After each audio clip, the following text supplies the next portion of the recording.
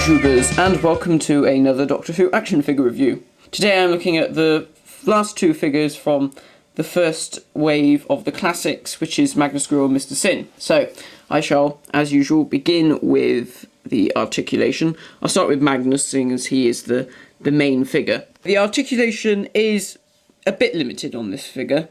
You've got your head articulation. Can't really do a 360, so you can only sort of do 180. The shoulders can do a 360.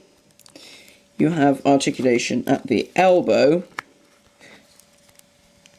And you also have extra articulation at the elbow because it's a swivel joint as well. So you can actually pop this piece of the robe from out of that section and have added articulation.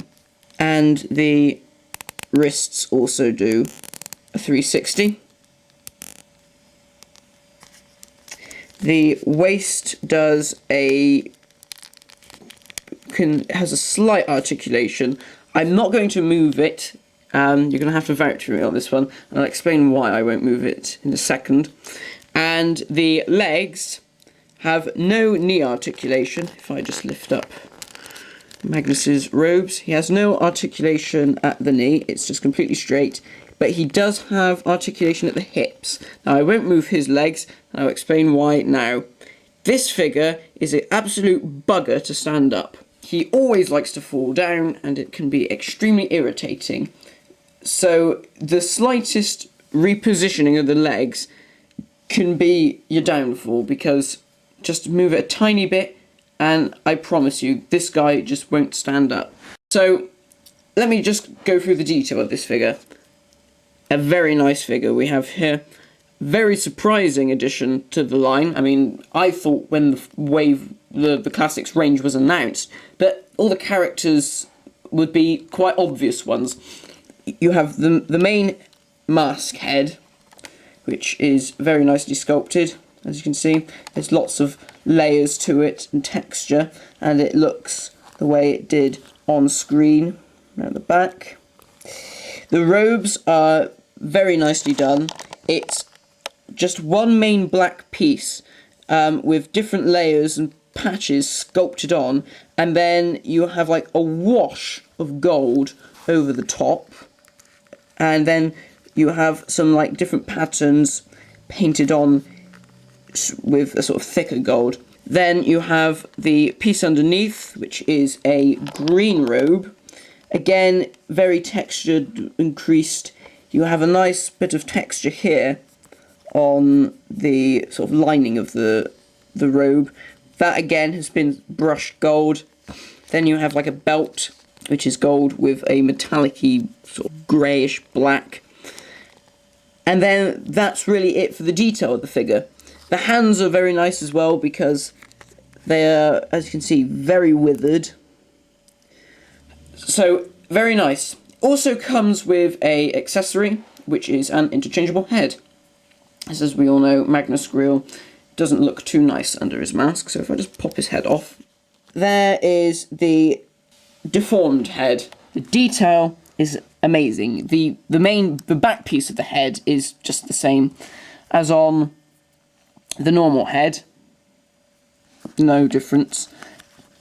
But the face is excellent. So, as you can see, you've got the bits of flesh that is obviously melted. They've even left a small gap here where his other eye should actually be. Very nice. Very grotesque.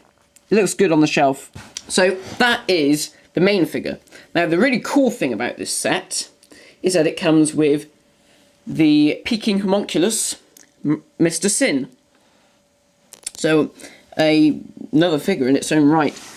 I think it's slightly bigger than the Empty Child and the Space Pig.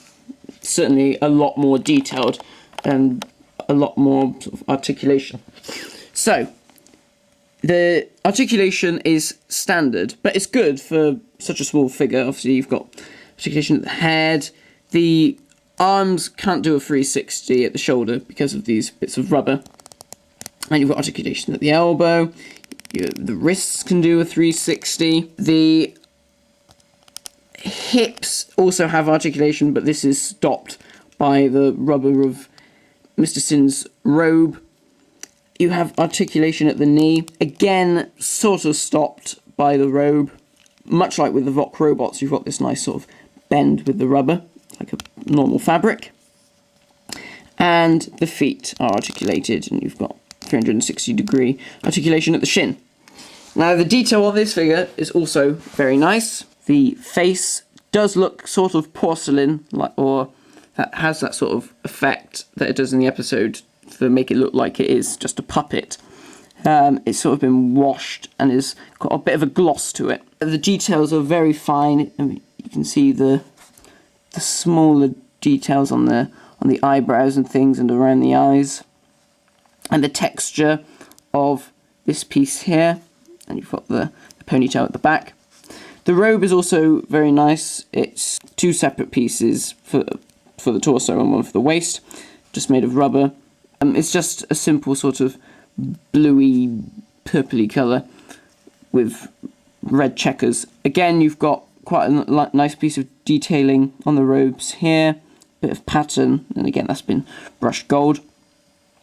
The rope of the robe has also been sculpted very nicely, just painted.